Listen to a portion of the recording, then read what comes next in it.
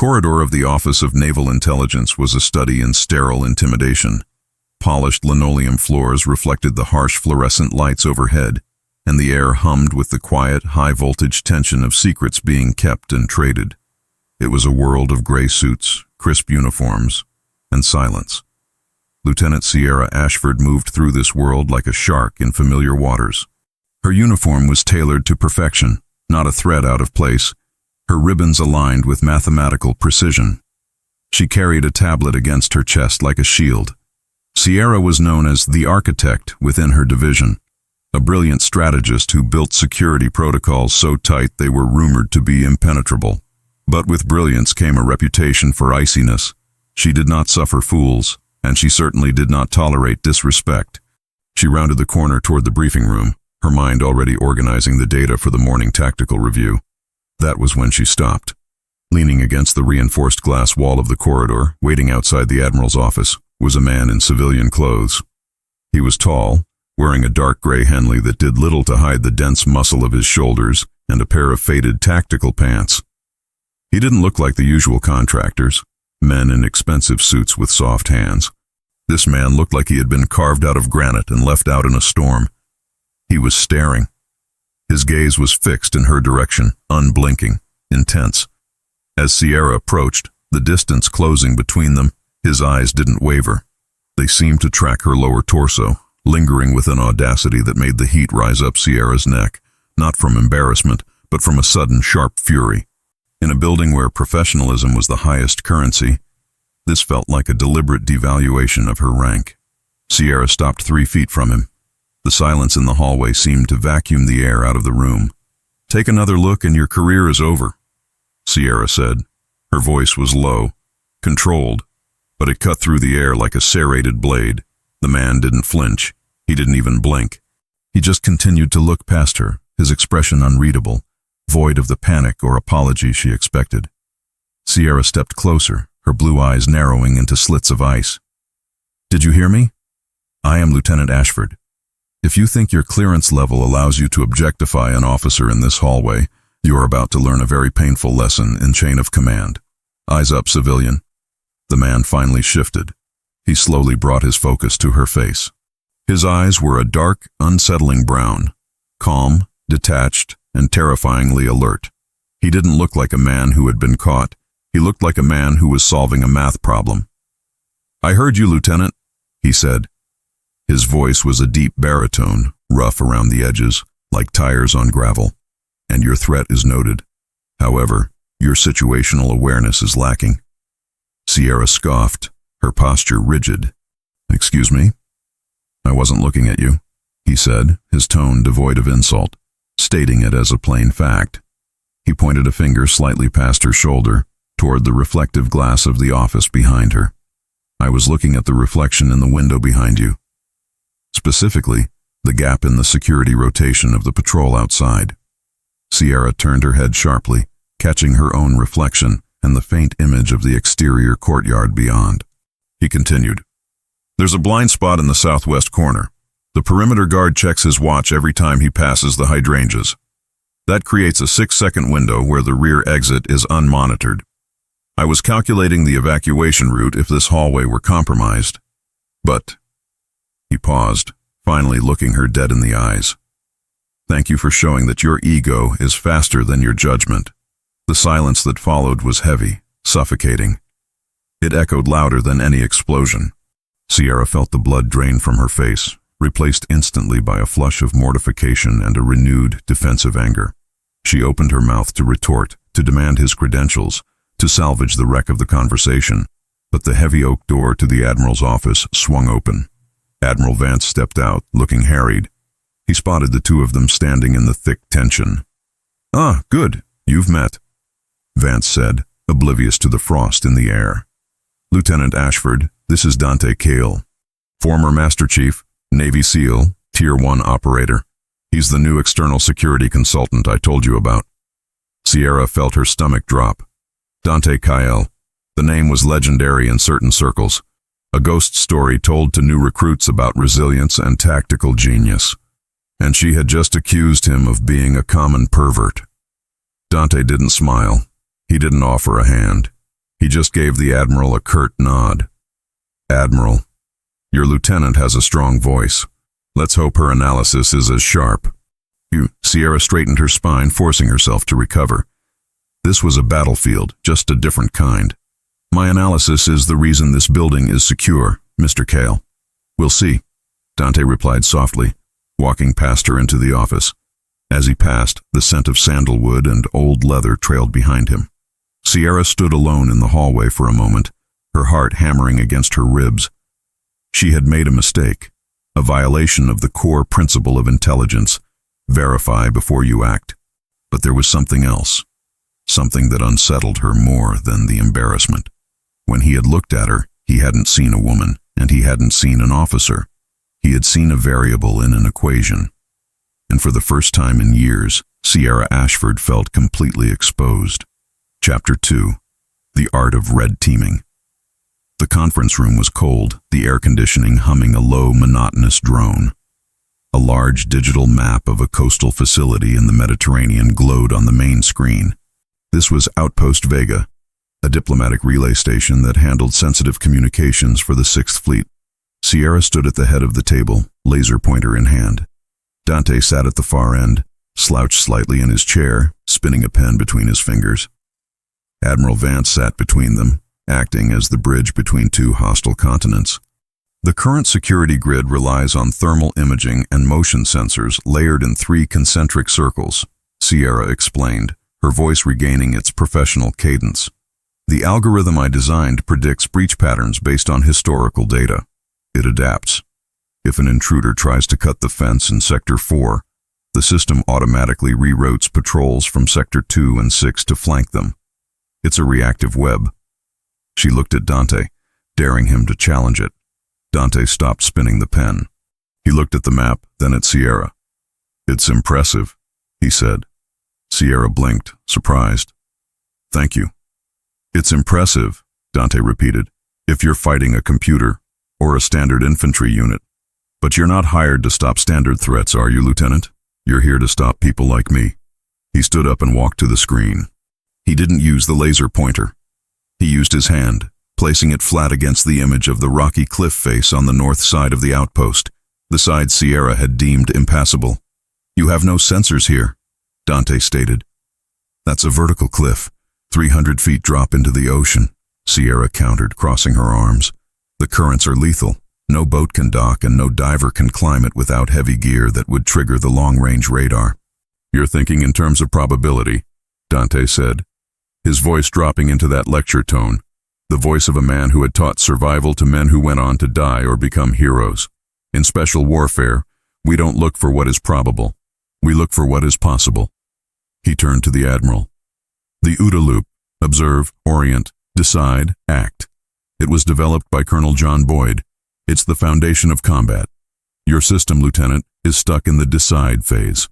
It relies on pre-programmed logic. If A happens, do B. Dante tapped the screen. If I wanted to breach this, I wouldn't cut your fence. I wouldn't trigger your algorithm. I would halo jump at night, high altitude, low opening, land in the water 2 miles out, use a rebreather to avoid bubbles, and scale that cliff free solo. I'd be inside your perimeter before your reactive web even woke up. Sierra felt a flush of irritation. That's a suicide mission. The risk factor is over 90%. And that, Dante said, locking eyes with her, is why it would work. Because you built a system based on logic, assuming your enemy values their life as much as you value yours. Terrorists, rogue operatives, desperate men, they don't operate on your logic. The room fell silent again. Admiral Vance cleared his throat. This is why I brought him in, Sierra. We have credible intel that Vega is being targeted. We don't know when, and we don't know how. I need you to shore up the digital defenses, and I need Dante to physical test them. You want me to work with him? Sierra asked, her voice tight. I want you to learn from him, Vance corrected. And Dante, I want you to respect her protocols. She's the best analyst we have. Dante looked at her, his expression unreadable. I respect competence, Admiral. I'm just waiting to see it applied to the real world, not a simulation. Sierra's jaw tightened. She prided herself on being the smartest person in the room. She had 2 master's degrees, She had modernized the ONI's encryption standards. And here was this grunt telling her she didn't understand reality. "Fine," Sierra said, snapping the laser pointer off. "You think my system is flawed? Prove it. We deploy to Vega in 48 hours for the inspection. Until then, you can review the files." "I don't need 48 hours to find the cracks," Dante said, picking up the thick file she had prepared. He didn't open it. He just weighed it in his hand. "I can tell you the biggest weakness in this facility right now, without looking at a single blueprint." "Enlighten me," Sierra challenged. Dante stepped closer, invading her personal space just enough to make a point, but stopping at the boundary of professional courtesy. "The weakness is the people," he said softly. "You can build walls a mile high, Lieutenant. You can have the smartest AI. But eventually, a guard gets tired. A technician gets lazy. A commander gets arrogant. Security isn't about technology. It's about psychology. And from what I saw in the hallway today, you're easily distracted by provocation." It was a low blow, referencing their earlier encounter. Sierra felt the sting of it. "I am not distracted," she hissed. "I am vigilant." "Vigilance requires emotional control," Dante countered.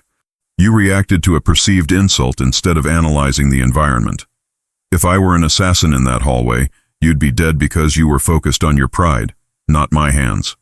Sierra stared at him, hatred warring with a reluctant, grudging realization that he was right. Theoretically, she knew the principles of human intelligence, but experiencing it, having her own psychology weaponized against her in real time, was jarring.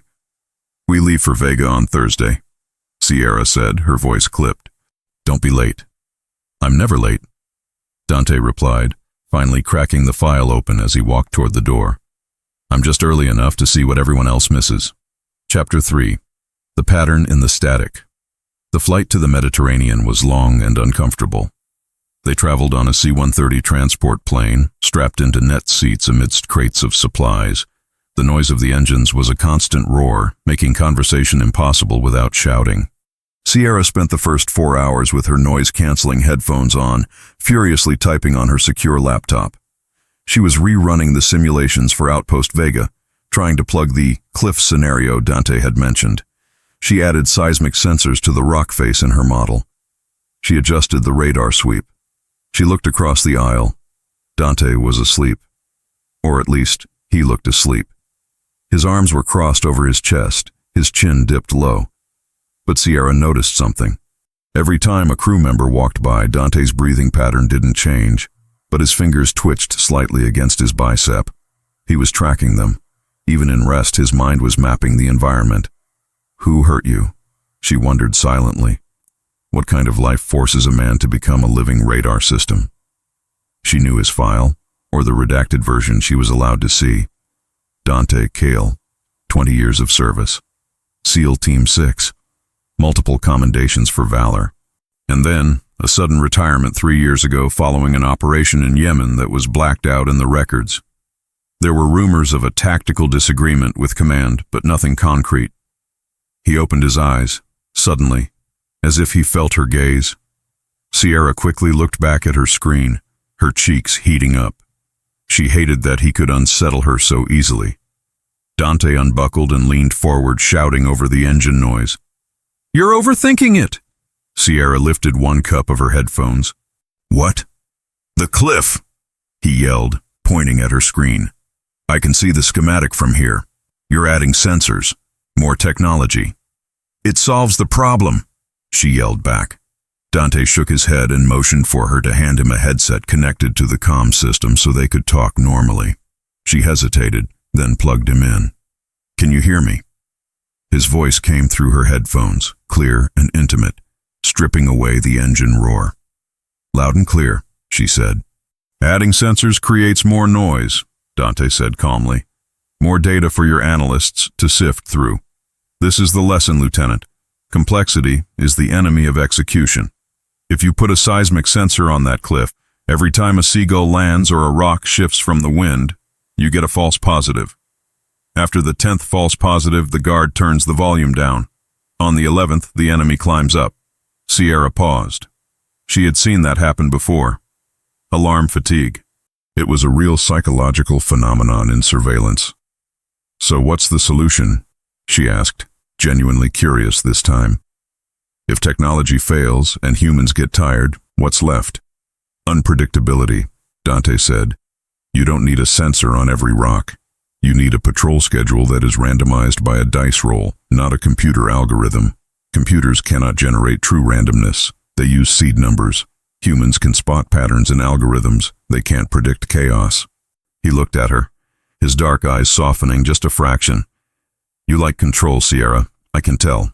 Your uniform, your perfectly organized files, your reaction to me in the hallway. You want the world to make sense." "Order saves lives," she defended. "Order maintains civilization," he corrected. "But chaos is what wins wars, and right now someone is planning to bring chaos to Vega. If you want to stop them, you have to stop thinking like an architect and start thinking like a demolitionist." Sierra looked at him. For the first time, she didn't see arrogance. She saw experience, a painful, heavy experience. "What happened in Yemen, Dante?" The question slipped out before she could stop it. The change was instant. The softness in his eyes vanished, replaced by a steel door slamming shut. The air in the plane seemed to drop 10 degrees.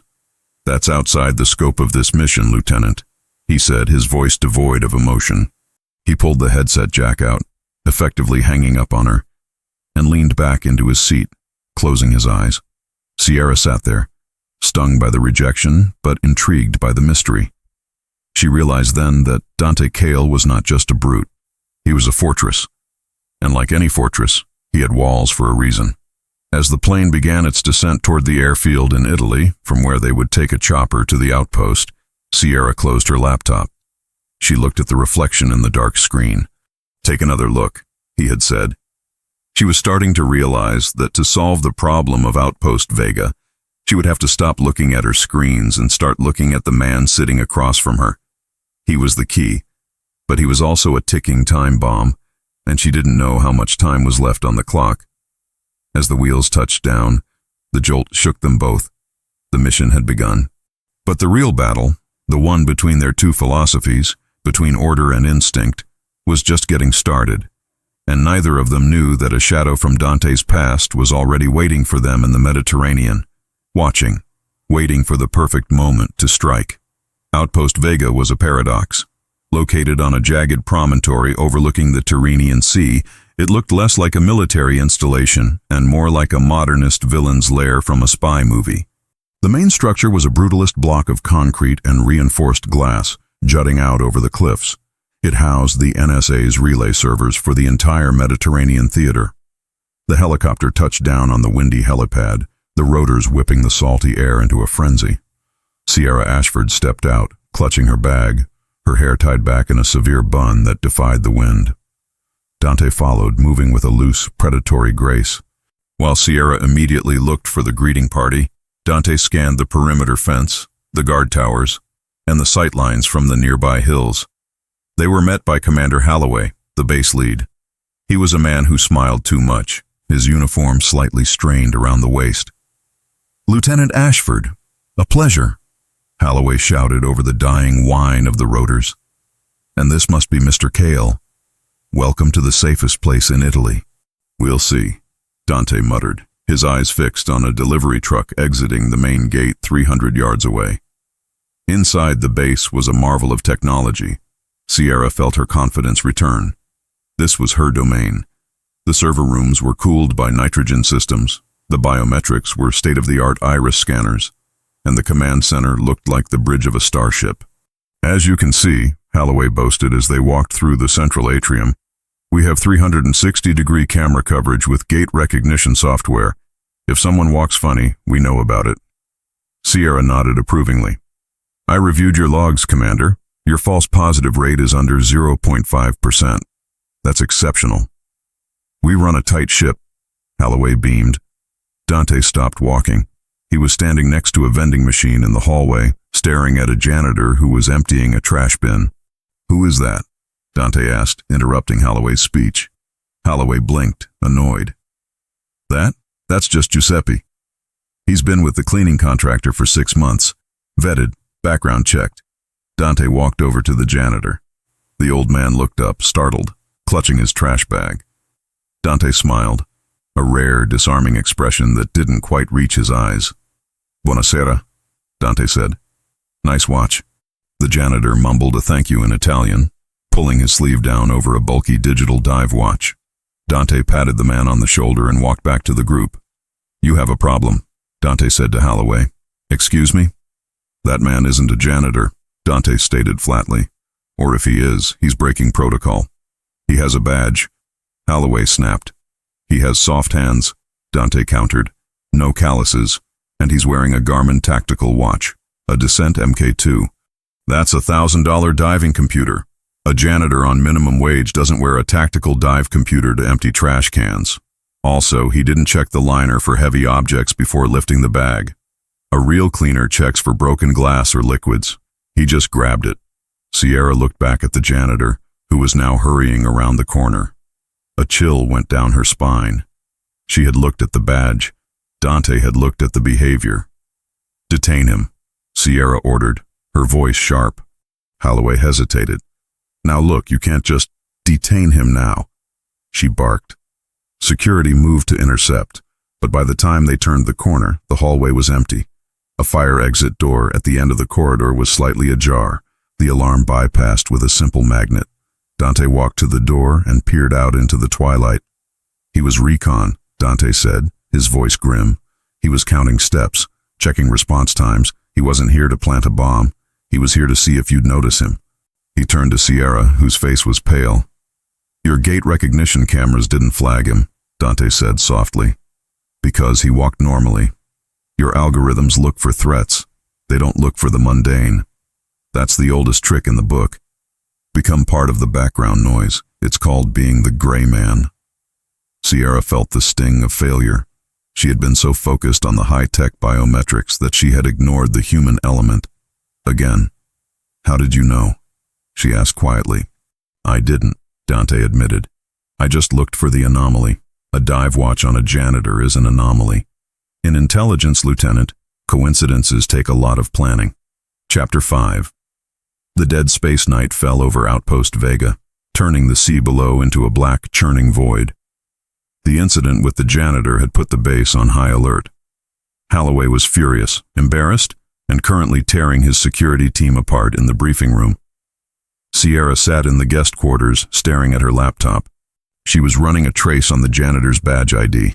It was a clone. Perfect digital replication. Whoever had made it knew the encryption keys. That meant the threat was sophisticated. Unable to sleep, she grabbed her jacket and headed to the roof. It was a restricted area, but she needed air. She wasn't surprised to find Dante there. He was sitting on the edge of the parapet, legs dangling over the abyss, staring out at the dark water. He wasn't smoking. He was just watching. Sierra approached cautiously. "You know, Holloway would have a heart attack if he saw you sitting there. Safety regulations." "Holloway is worried about liability," Dante said without turning. "I'm worried about the dead space." "Dead space?" Sierra leaned against the ventilation unit, keeping a safe distance from the edge.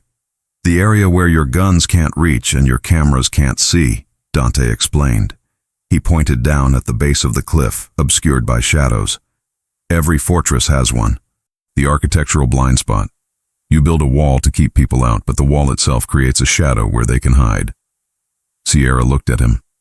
In the moonlight, the lines of his face seemed deeper, the scars more visible. "You humiliated me today," she said. It wasn't an accusation, just a statement. Dante turned his head. "I saved you today. There's a difference." "I rely on data," Sierra said, frustration leaking into her voice. "Data is objective. People lie. People are messy. That's why I became an analyst. Numbers don't have hidden agendas." Dante stood up and walked over to her. The wind tugged at his clothes. "You're wrong," he said gently. "Data is just a reflection of the person who collected it. If you only look for what you expect to find, that's all the data will show you. You look for patterns. I look for the break in the pattern. Is that what happened in Yemen?" Sierra asked again. She knew she was pushing, but the silence between them felt different tonight. Less hostile, more shared. Dante looked away, his jaw tightening. For a long moment, she thought he would shut her out again. "We had intel," he finally said, his voice raspy. "Perfect satellite imagery. Drone surveillance. The data said the compound was empty. Thermal showed no heat signatures. My lieutenant, he trusted the screen. He ordered the breach." Dante paused, his eyes unfocused, seeing a desert halfway across the world. "The insurgents were underground," he whispered. "They had masked the heat signatures with thermal blankets and cold water piping in the walls. Low-tech solutions against high-tech eyes. We walked into a kill box because we trusted the machine more than our gut. I lost 3 men because the screen said it was safe." Sierra stood frozen. The horror of it washed over her, not just the violence, but the betrayal. To trust the system and have it kill you. "That's why I look at reflections," Dante said, meeting her gaze. "That's why I check the janitor's watch. Because the screen lies, Sierra. The world is analog. It's dirty, it's chaotic, and it doesn't care about your algorithms." Sierra felt a sudden, overwhelming urge to reach out to him, to touch the arm that was crossed defensively over his chest. She realized now that his arrogance wasn't ego, it was armor. He wasn't trying to prove he was better than her. He was terrified that if he wasn't perfect, people would die. "I'm sorry," she said softly. "Don't be sorry," Dante said, his voice hardening again as he stepped back, the moment of vulnerability snapping shut. "Be better. Because whoever sent that janitor today knows exactly where our blind spots are, and they aren't done." He walked past her toward the roof access door. "Get some sleep, Lieutenant. The storm is coming." Sierra watched him go. She looked back at the dark ocean. For the first time in her career, she felt blind. And for the first time, she was glad she wasn't alone in the dark. Chapter 6. The Ghost in the Machine. The attack didn't start with an explosion. It started with a glitch. At 0900 hours the next morning, the primary cooling system for the server room fluctuated. A warning light blinked orange, then returned to green. Sierra was in the command center with Dante and Holloway. "Just a voltage spike," Holloway dismissed. "Grid power in Italy can be spotty." Sierra frowned. She pulled up the diagnostic log. The spike originated from the internal network, not the grid. It looks like a command override. "Impossible," Holloway said. "The system is air-gapped."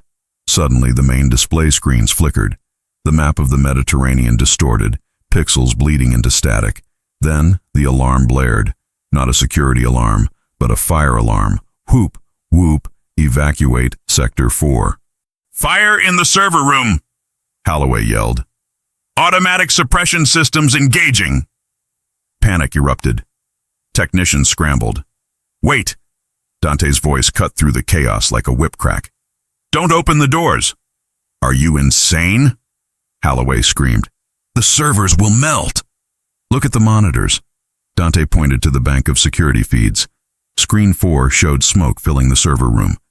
But Screen 5, which showed the reflection of the server room door in the hallway glass, showed nothing. No smoke seeping under the door. No heat distortion. "It's a loop," Sierra realized, her fingers flying across her keyboard. "Someone hacked the camera feed. They're feeding us a pre-recorded video of a fire." "Why?" Holloway asked, confused.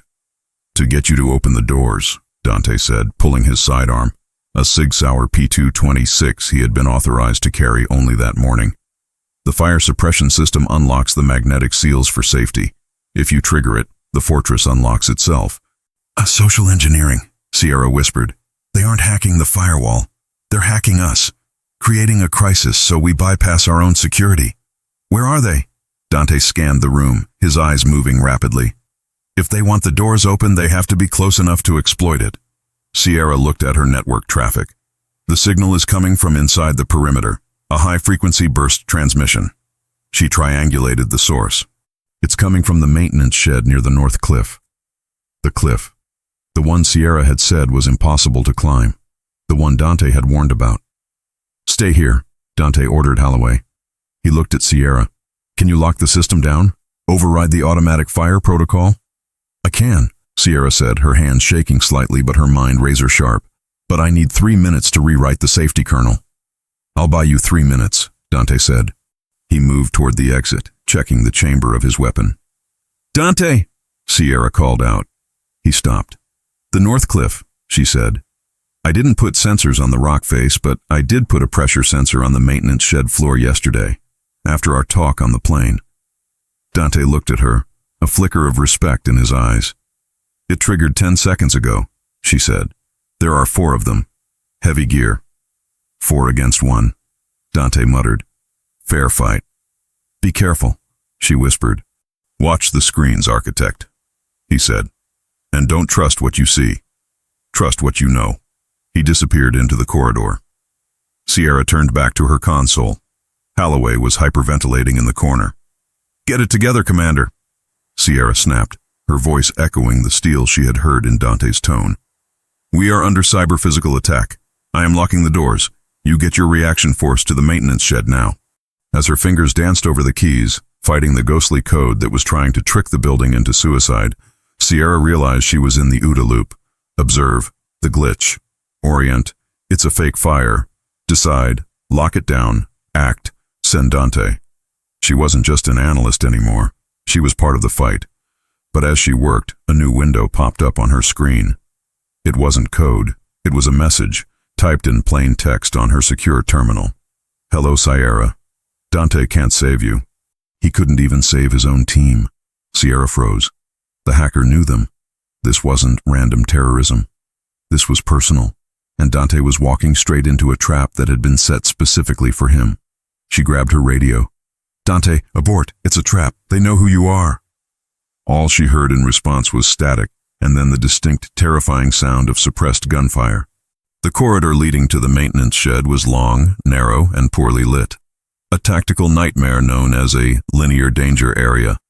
Dante moved tight against the wall, his boots rolling heel to toe to silence his footsteps. His breathing was rhythmic. 4 seconds in, 4 seconds hold, 4 seconds out. Tactical breathing. It was the only way to keep the adrenaline from shaking his hands. In his earpiece, Sierra's voice crackled through the static, distorted but steady. "Dante, I've looped the security feed for that hallway. To anyone watching the cameras, it looks empty. You're a ghost." "Copy," Dante whispered. "Status on the shed. Heat signatures are stationary. They're waiting. It's an ambush, Dante. The door is the only entry point." "The fatal funnel," Dante muttered. "In tactical doctrine, the doorway is the most dangerous point of entry. It focuses the entrance into a predictable path, making them easy targets for anyone inside.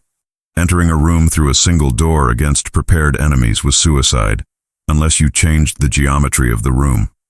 Dante reached his belt and pulled out a flashbang grenade. He didn't pull the pin yet. He stopped 10 feet from the door. "Sierra, can you cut the lights in the shed? Not the hallway, just the shed. Stand by." There was the sound of furious typing. "The lighting circuit is on a subgrid. I can overload the breaker. 3, 2, 1, mark." A loud pop echoed from the shed, followed by the sound of shattering bulbs. Instantly, Dante pulled the pin and tossed the flashbang around the doorframe, banking it off the far wall. Bang! The concussive blast shook the floorboards. Dante didn't wait for the ringing to stop. He swung into the doorway, not charging in, but slicing the pie, revealing the room in gradual angles, his weapon up.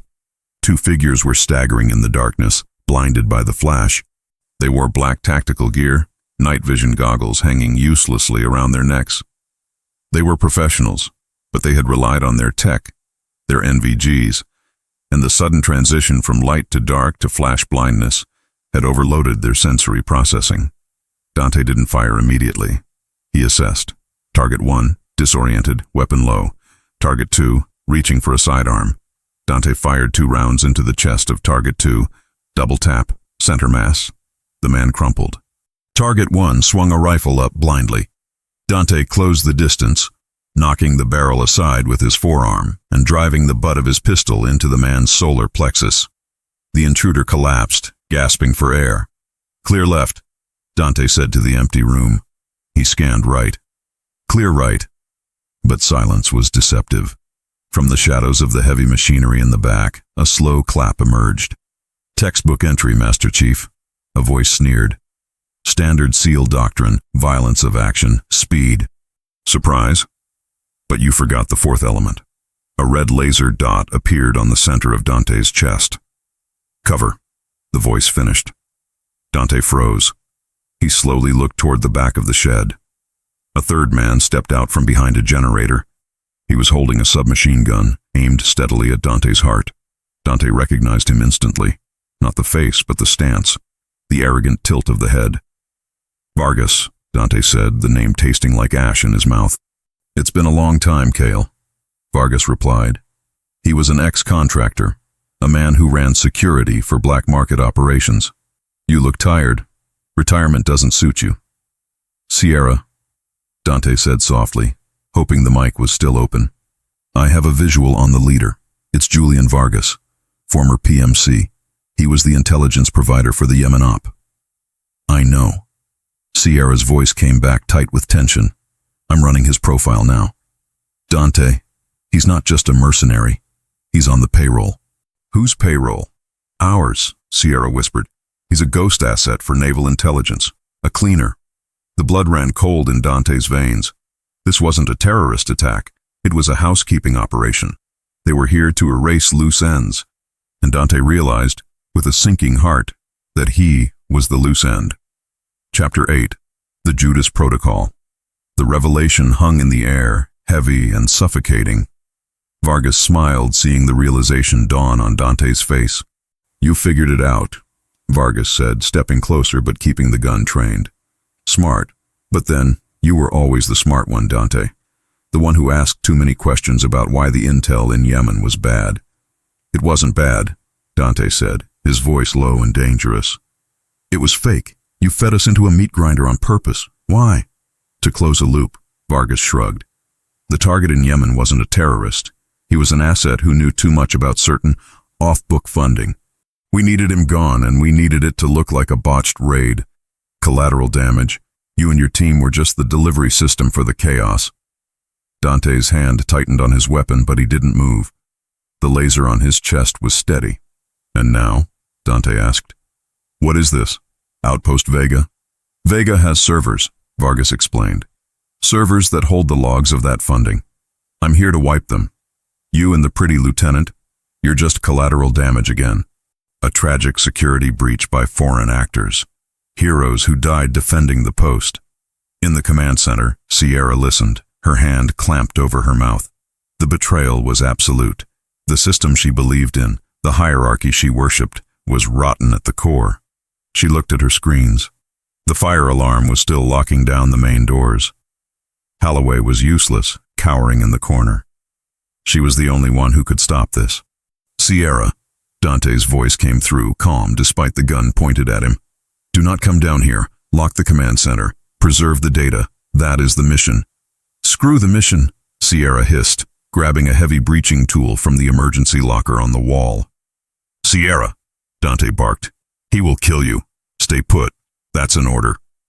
You're a consultant, Dante, she replied, her voice trembling but resolute as she punched the override code for the command center door. You don't get to give orders anymore. Back in the shed, Vargas laughed. She's feisty. Shame. I hate killing analysts. They bleed so messily. You touch her, Dante said, his voice dropping to a subsonic growl. And there is no place on Earth you will be able to hide. I don't need to hide, Vargas said. I'm the good guy, remember? History is written by the winners. He shifted his aim slightly. Drop the gun, Dante, or I put a round through your knee and we wait for her to come to us. Dante calculated the distance, 20 feet, too far to rush, no cover. He slowly bent his knees and placed his Sig Sauer on the concrete floor. Good boy, Vargas sneered. Now kick it over here. Dante kicked the gun. It slid across the floor, stopping at Vargas's feet. You know the problem with people like you, Vargas? Dante asked, straightening up. You think the weapon is the gun. And you think you're Batman? Vargas scoffed. On your knees. Hands behind your head. Dante complied, kneeling slowly. As he did, his eyes flicked to the ceiling. A heavy hydraulic line ran directly above Vargas's head, part of the cliffside elevator mechanism. Sierra, Dante said clearly. Execute Protocol 4 Alpha. Vargas frowned. What? There was no Protocol 4 Alpha. It was nonsense. But Sierra, sprinting down the hallway with the breaching tool in her hands, heard the code. She paused. She didn't know the code, but she knew Dante. 4 Alpha. 4. The 4th element. Cover. But Dante had said, execute. He wanted her to do something. She looked at the schematics on her tablet as she ran. The maintenance shed, hydraulic lifts, pressure systems, Protocol 4, Sector 4. She realized what he meant. He wasn't giving a code. He was giving coordinates. He wanted her to trigger the environmental controls for that specific sector. She stopped at a junction box in the hallway, ripped the panel open, and found the manual override lever for the hydraulic pressure. It was labeled emergency vent. Here goes nothing, she whispered, and yanked the lever down with all her weight. Chapter 9. The Impossible Choice. Inside the shed, the world exploded in white noise. The hydraulic line above Vargas burst. It didn't spray water. It sprayed highly pressurized hydraulic fluid, a thick, blinding mist that erupted with the force of a fire hose. Vargas screamed as the fluid hit him, knocking him off balance and coating his goggles. Dante didn't hesitate. The moment the line burst, he launched himself forward. He didn't go for the gun. He went for Vargas. He tackled the mercenary, driving him into the metal shelving units. Tools and heavy parts rained down on them.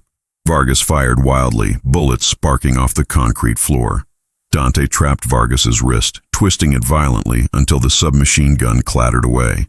But Vargas was strong, and he pulled a knife from his vest, a serrated combat blade. He slashed at Dante, the blade catching Dante's forearm, slicing through the Henley and drawing blood. Dante grunted but didn't let go. They grappled on the slick, oil-covered floor, a desperate struggle of leverage and strength. "You're obsolete, Kyle," Vargas spat, headbutting Dante. Dante reeled back, vision swimming. Vargas lunged with the knife, aiming for the throat. Dante caught Vargas's wrist with both hands, holding the blade inches from his jugular. His muscles screamed. The hydraulic fluid made everything slippery. He was losing his grip. "Sierra," he gritted out. Vargas pushed down, the tip of the knife breaking the skin of Dante's neck. Suddenly a deafening clang rang out. Vargas's eyes went wide. He slumped forward, his weight dead on top of Dante. Dante shoved him off, gasping for air. Standing behind Vargas was Sierra, chest heaving, holding the heavy steel breaching tool like a baseball bat. Her uniform was stained with grease, her hair wild, her eyes wide with shock. She had hit Vargas in the back of the head. A home run swing. Dante looked at her, then at the unconscious mercenary. He scrambled to his feet, ignoring the blood running down his arm. "Are you okay?" he asked, reaching for her. Sierra dropped the tool, her hands shaking uncontrollably. I hit him. Is he?" Dante checked Vargas's pulse. "He's alive. You have a hell of a swing, Lieutenant." Sierra let out a sob of relief, her knees giving way.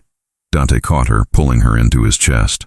For a moment, amidst the wreckage of the shed, the oil and the blood, they just held on to each other. The barrier of rank and protocol had completely dissolved. "You came back," Dante whispered into her hair. "I told you to stay put. I told you," Sierra said, her voice muffled against his chest. "I don't take orders from consultants." Dante pulled back slightly, looking at her face. There was oil on her cheek. She looked terrified, exhausted, and incredibly beautiful. "We have to move," Dante said, his soldier mindset returning. "There might be others, and we have the data to secure. Vargas said he was here to wipe the logs." "The logs?" Sierra's eyes snapped open. "If he's a cleaner, he didn't come alone. He would have a fail-safe." "What kind of fail-safe?" "A digital dead man's switch," Sierra said, panic rising. "If he doesn't check in, the servers wipe themselves." "And the facility," she looked at the flashing red light on the wall. "The facility initiates a catastrophic purge," she finished. "Halon gas. It sucks the oxygen out of the building to save the electronics from fire." "How long do we have?" Dante asked. Sierra checked her watch, the simple analog watch she had started wearing after seeing Dante's.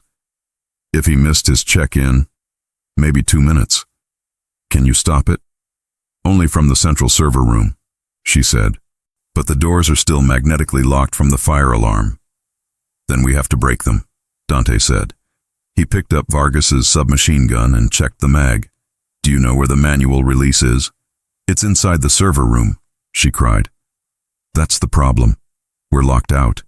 Dante looked at the glass wall of the main building, visible through the open shed door. The window, Dante said. Remember? The blind spot. What? The reflection, Dante said, grabbing her hand. The window in the Admiral's office at Oni. I told you about the evacuation route. The server room has a thermal exhaust vent on the exterior wall. It's too small for a person. But not for a charge, Sierra realized. Exactly. We don't need to fit through it. We need to blow it so the pressure differential unlocks the doors. That will destroy the cooling system. Better the cooling system than us, Dante said. Run. They sprinted out of the shed, back into the storm, running along the cliff edge toward the main building. The wind howled, trying to push them over the edge. 2 minutes. 120 seconds to break into an impregnable fortress, or everyone inside would suffocate. As they ran, Dante glanced at Sierra. She wasn't lagging behind. She was keeping pace. She wasn't just an architect anymore. She was a warrior. And for the first time in 3 years, Dante Kyle felt something he thought he had lost forever. Hope. The wind on the cliff face was a physical force, screaming against the concrete skin of Outpost Vega. Dante and Sierra reached the exterior wall of the server block, lungs burning. Inside, through the thick, reinforced glass, they could see the nightmare unfolding. Red strobes were pulsing. The technicians inside were grabbing their throats, collapsing over consoles. The halon gas discharge had begun. Halon 1301 is an effective fire suppressant because it chemically interrupts combustion, but in high concentrations in a sealed room, it displaces oxygen. It doesn't poison you. It suffocates you. They're dropping, Sierra yelled, pounding on the glass. The manual override didn't work. The system is in fail-secure mode, Dante yelled back, scanning the wall. It defaults to lock to prevent data theft during a crisis. We need to trigger a fail-safe condition. How? We can't hack it from out here. Dante pointed to a metal grate about 10 feet up the wall, the thermal exhaust vent. That vent regulates the air pressure for the cooling units. If the internal pressure drops suddenly, the system assumes a structural breach. Safety protocols mandate that the magnetic locks disengage to prevent the building from imploding due to the vacuum. We need to create a negative pressure spike, Sierra realized. We need to blow the vent. I have one flashbang left, Dante said, pulling the canister from his belt. It's not high explosive, but the overpressure wave in a confined shaft might trick the sensor. It's too high, Sierra shouted, looking at the vent. Dante didn't argue. He interlaced his fingers, creating a step. Up, now! Sierra didn't hesitate. She stepped into his hands. With a roar of effort, Dante launched her upward. Sierra scrambled, her boots finding purchase on the rough concrete, her fingers hooking into the metal grate of the vent. She hung there, dangling 300 feet over the ocean. Catch! Dante tossed the grenade up. Sierra caught it with one hand, her other arm screaming as it held her weight. She pulled the pin with her teeth, a cliché she had always hated in movies, but now understood as a necessity of desperation. She shoved the grenade through the grate slats and let go, dropping back down. Dante caught her, absorbing the impact, and tackled her to the ground, shielding her body with his. Thump. The sound was muffled, but the result was instant. The explosion inside the vent shaft created a massive momentary pressure wave, followed by a vacuum. Inside the command center, the central computer registered a catastrophic pressure failure. The logic tree switched instantly from protect data to protect structure. Crack hiss. The heavy magnetic seals on the exterior doors disengaged. The doors popped open a few inches. Go! Dante yelled. They scrambled to the doors, prying them open. The rush of air was deafening as the halon gas vented out and the storm winds rushed in. Dante and Sierra charged into the room. Get them out, Dante ordered. He grabbed Holloway, who was unconscious on the floor, and dragged him toward the fresh air. Sierra grabbed a young technician. For 3 minutes, it was pure chaos, dragging bodies, checking pulses, shouting orders. But slowly, the coughing started. Chests heaved. Life returned to Outpost Vega. Sierra sat on the floor, her back against a server rack, gasping for air. She looked around. Everyone was alive. She looked at Dante. He was kneeling by the door, weapon raised, watching the corridor. Even now, after saving everyone, he was still pulling security. He was still watching the blind spots. Sierra closed her eyes and let out a laugh that sounded perilously close to a sob. The algorithm hadn't saved them. The protocol hadn't saved them. A flashbang in a vent and a man who knew how to break rules had saved them. Conclusion: the reflection in the glass. 1 week later. Office of Naval Intelligence, Maryland. The debriefing room was quiet. Admiral Vance sat at the head of the table. Across from him sat Sierra Ashford and Dante Cale. On the table lay a hard drive, the drive containing the logs Vargas had tried to wipe.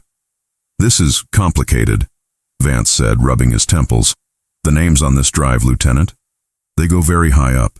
Senators, defense contractors, people who sign our checks." "I am aware, Admiral," Sierra said. Her voice was different now. The ice was gone, replaced by a calm, immovable granite. "That is why I made 3 copies. One is with you. One is with the Inspector General. And one is in a location that will automatically email the entire file to the New York Times if I don't enter a code every 24 hours. Vance stopped rubbing his temples. He looked at Sierra with a mixture of shock and fear. "You're threatening the chain of command, Lieutenant?" "I'm securing the perimeter, Admiral," Sierra replied coolly. "I learned recently that relying on the system to police itself is a fatal vulnerability." Vance looked at Dante. "Did you put her up to this, Cale?" Dante leaned back in his chair, wearing a fresh Henley, looking as relaxed as a sleeping tiger. "Me? No, sir. I'm just a consultant. Lieutenant Ashford is the architect. I just helped her spot the cracks in the foundation." Vance sighed, realizing he had lost control of his own subordinate. "Fine. The inquiry will proceed. Vargas is in custody. We'll clean house." He stood up. "You're dismissed, Lieutenant." "Cale, a word." Sierra stood, gave a crisp salute, and walked out. She waited in the hallway, the same hallway where they had met. Minutes later, Dante emerged. He didn't look at her immediately. He walked to the window, the same window where he had checked the reflection on day 1. "Vance offered me a permanent contract," Dante said, looking at the glass. "Head of asymmetric security. Said he needs someone who doesn't trust him." "Are you going to take it?" Sierra asked. Dante turned to face her. The bruises from the fight with Vargas were fading, but the intensity in his eyes remained. "I don't know," he said. "I'm not built for offices, Sierra. I'm not built for the gray suits and the politics. I belong in the field, or I belong nowhere." Sierra stepped closer. She didn't cross her arms this time. She stood open, vulnerable. "You said something to me on the plane," she said. "That complexity is the enemy of execution. That sometimes you just need to look at what's right in front of you." "I remember," Dante said softly. "Well," Sierra said, holding his gaze, "I'm looking, and I don't see a consultant. I don't see a variable in an equation. I see the only man I trust to watch my back." The silence stretched between them, but this time it wasn't heavy. It was electric. "If you leave," Sierra said, "who is going to remind me that the world is analog?" Dante smiled. A real smile this time, one that reached his eyes and crinkled the corners. "You don't need reminding anymore, architect. You blew a ventilation shaft with a grenade. You're fully analog." He reached out, his hand hovering for a second before he gently tucked a loose strand of hair behind her ear. His fingers were rough, calloused, but his touch was incredibly gentle. "But," Dante continued, his voice dropping to a whisper, "someone has to make sure you don't blow up the Admiral's office next time you disagree with a policy." "So you're staying?" Hope flared in her chest. "I'm staying," Dante confirmed, "under one condition." "Name it." Dante nodded toward the window reflection. "Next time you catch me looking at a reflection, trust me, I'm not looking at your day coat."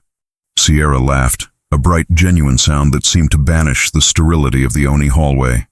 "Don't push your luck, sailor," she teased. "Take another look, and your career might actually be over." "Worth the risk," Dante said. He offered his arm. "Lunch?" "I know a place with terrible security but great coffee." "Lead the way." Sierra said, taking his arm. As they walked down the corridor together, they didn't look like an officer and a consultant. They looked like a team. Two halves of a whole, order and chaos, logic and instinct, finally balanced. And in the reflection of the glass behind them, two figures walked away, not watching their backs, because they finally knew the other person was doing it for them.